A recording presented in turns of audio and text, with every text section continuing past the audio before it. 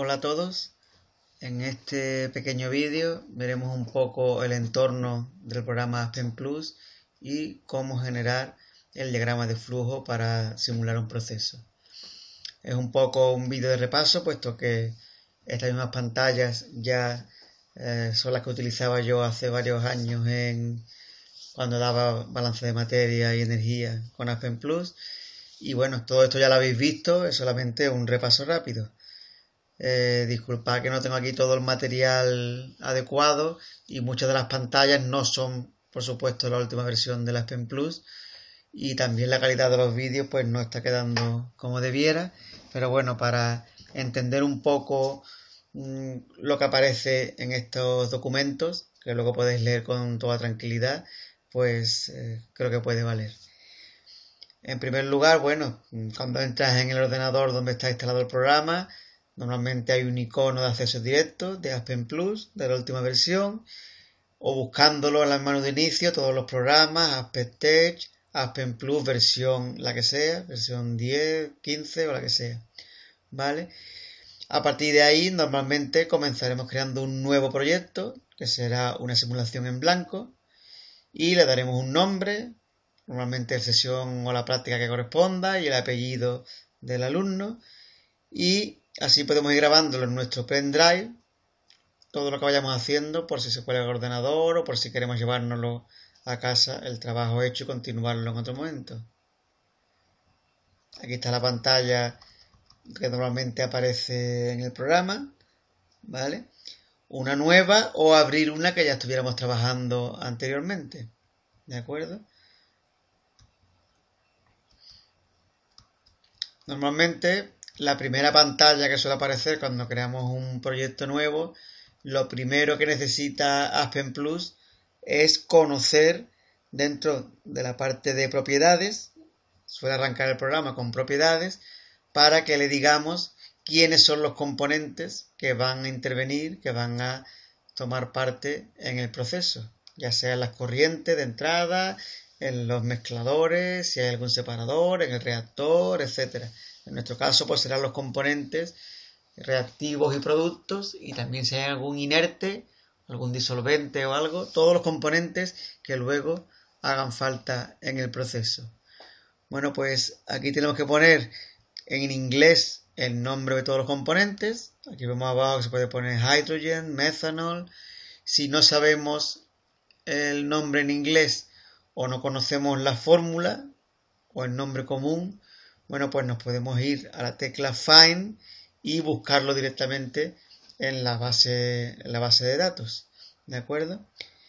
Luego hay otra columna que es el identificador del componente, que este nombre lo pone por defecto, pero nosotros podremos corregirlo, de forma que este es el nombre que va a aparecer en los reports finales, y si nos interesa reconocerlo muy bien como agua, como acético, pues le ponemos el nombre que nosotros luego queramos reconocer más fácilmente en todas las corrientes, en todos los reports o en toda la información que nos suministre el programa.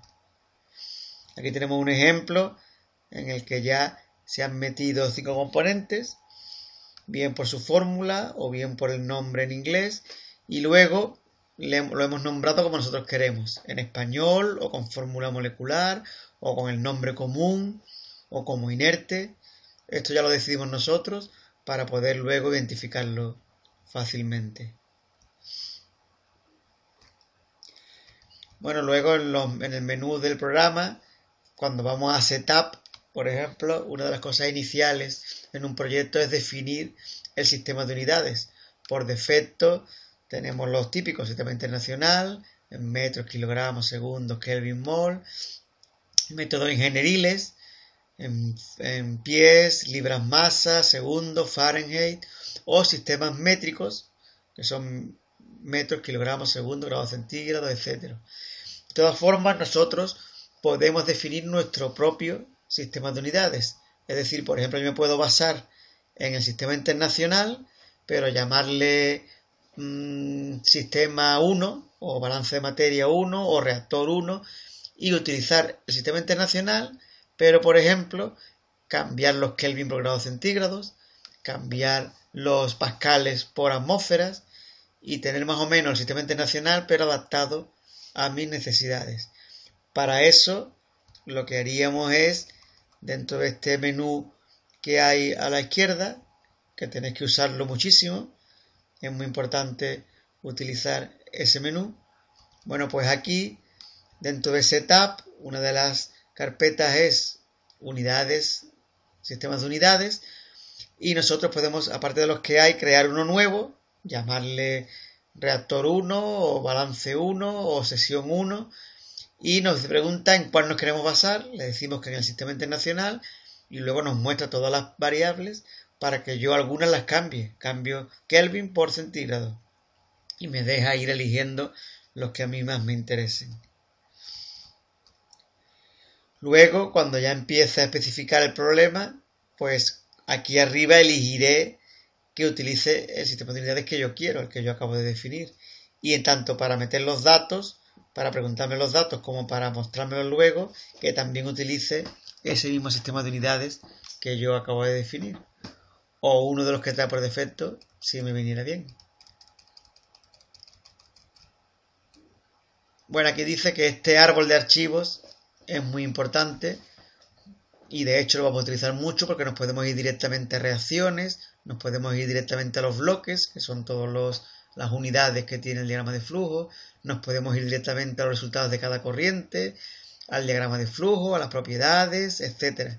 En prácticas posteriores nos podremos ir a modelos de análisis, de optimización, los resultados de todas las simulaciones, o sea que por aquí nos podemos mover siempre muy rápido en el programa.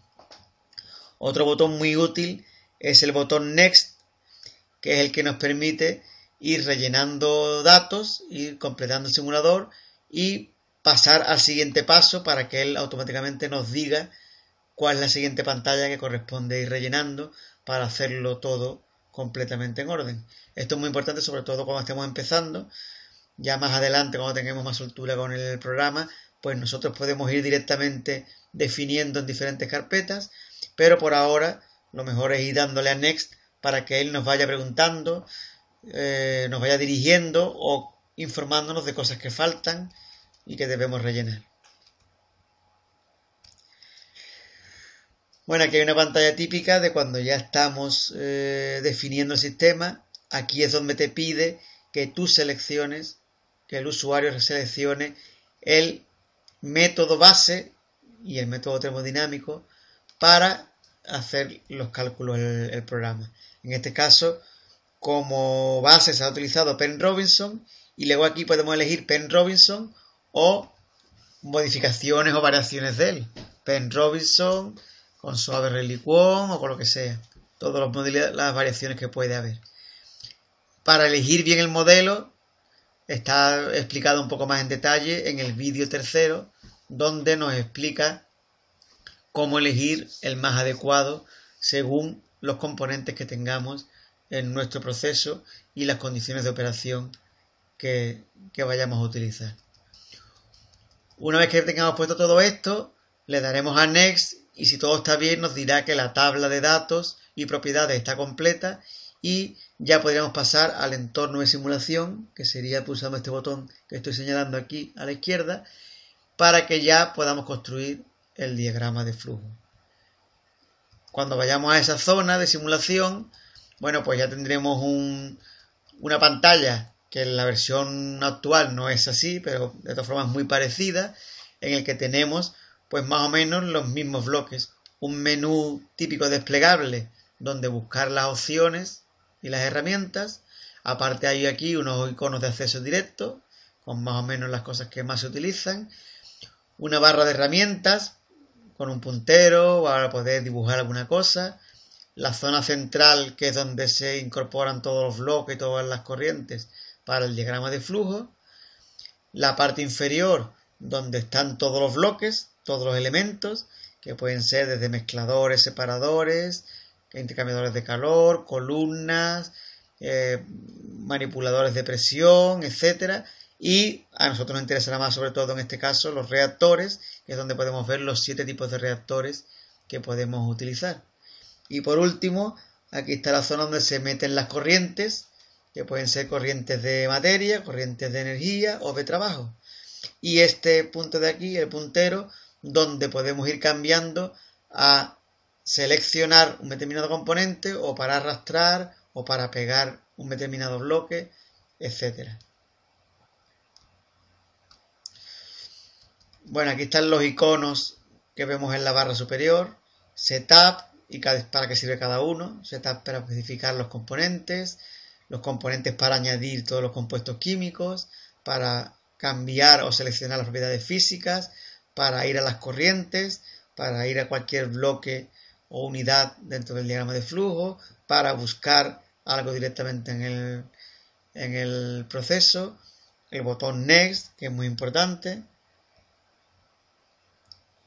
Luego, en cuanto a las corrientes, pues podemos seleccionar corrientes de material, que son las corrientes de entrada o salida de los sistemas normales, donde llevan las corrientes de agua o de componentes, o también para balances de energía, añadir una corriente de calor o retirar una determinada cantidad de calor, o también de trabajo. Estas de aquí, aunque sean de material, realmente como llevan un flujo de una determinada alimentación o de determinados productos, si la mezclamos con cualquier otra cosa, también soluciona el cálculo de la temperatura final que va a haber entre una mezcla de corrientes. Es decir, también realiza balances de energía asociados a estas corrientes, pero no ya si queremos simplemente aportar calor o retirar calor. Entonces ya sería una de estas líneas expresamente para solamente energía. En cuanto a los bloques, bueno, pues dentro de la parte de reactores, de la pestaña de reactores, como os decía en el vídeo primero, tenemos 7 tipos de reactores posibles a elegir, y en cada uno de ellos desplegando pues vemos el icono que va a utilizar para representarlo, pero que no cambia para nada el motor interno o los cálculos internos que hace para cada tipo de reactor. Tenemos el estequiométrico, el de rendimiento o producción, el de equilibrio, el de minimización de energía de Gibbs, el reactor continuo de tanque agitado, el reactor de flujo en pistón o el reactor discontinuo, o también incluso semicontinuo se puede transformar. Bueno, pues aquí viene un poquito los tipos de bloques que hay, mezcladores, reactores, esto lo podéis leer con tranquilidad, pero que ya lo conocéis, que podemos con el pincharlo y arrastrarlo hasta cualquier punto de la zona del diagrama de flujo. Siempre que esté el puntero con forma de cruz es que vamos a pegar un nuevo elemento. Si queremos que deje de pegar elementos, tenemos que irnos a la zona donde había un puntero dibujado para que ya aparezca la flecha y entonces ya se cambia al modo seleccionar, etcétera. ¿Vale? Estas son teclas rápidas para centrar la vista de los bloques. Si queremos copiar, pegar, agrandar el diagrama de flujo, reducir el diagrama de flujo, cambiar un icono para cada unidad y ponerle otro dibujito diferente, siempre con control y una tecla. Luego, una vez que pegamos todas las unidades, todos los bloques que van a participar en el proceso, cuando nos ponemos encima de ellos o cuando seleccionamos una corriente, se nos encienden unas flechas rojas y azules. Las flechas rojas lo que nos indican son las corrientes de entrada o salida de la unidad, que son obligatorias conectarlas, porque son la entrada y la salida. Y las que no son obligatorias son las que aparecen en azul, que es por si hay una corriente libre de agua o una corriente de refrigeración o hay alguna salida de alguna fracción, etcétera. ¿Vale? Para situar y enlazar todos los elementos con diferentes corrientes, pues lo que teníamos que coger era una corriente de materia, pinchar en un punto cualquiera donde no haya nada, ahí empezaría la corriente de la alimentación, y unirla a una de las flechitas que tiene el bloque que estemos utilizando. Soltar en ese punto, y si queda de esta forma está correcto. En vacío, cuando no viene de una unidad previa, y tiene que tener la puntera de la flecha negra cuando se ha conectado correctamente con el bloque. Y ya tanto la unidad la podemos nombrar, mezclador, reactor, lo que sea, como ponerle un nombre a la corriente que acabamos de conectar. Así también lo haríamos a la salida, interconectando todos los bloques para tener todo el diagrama de flujo. Aquí tenemos un ejemplo en el que ya se han colocado todos los bloques, unido todas las corrientes y dándole nombres tanto a cada una de las corrientes como a cada uno de los bloques. Esto es importante para luego, cuando tengamos la tabla de resultados, identificar bien cuál es la corriente de cabeza, cuál es la corriente de cola, cuál es la de purga, y poder ir a buscar los datos que corresponden realmente a la corriente que estamos utilizando. O ir a buscar el bloque concreto que queremos modificar. En este caso es muy sencillo porque solo hay un reactor, pero imaginaros un sistema donde hay 5 reactores, pues hay que nombrarlos de forma diferente para que cuando vayamos a buscarlo en el menú lateral sepamos que estamos buscando el reactor número 3, ¿vale? O el reactor discontinuo o el continuo, etc. Una vez hecho todo esto, ya solamente sería, como siempre, definir la composición y los caudales de las corrientes y las condiciones de temperatura y presión en las que están, y en los reactores, pues, definir las reacciones, definir si el reactor es adiabático, si es isotérmico, si tiene tantos tubos, si nos fijamos en el volumen, si tiene catalizador y todo lo que vamos a ir viendo más adelante en algunos ejemplos prácticos. ¿De acuerdo? Bueno, pues lo dejamos aquí y continuar viendo los siguientes vídeos.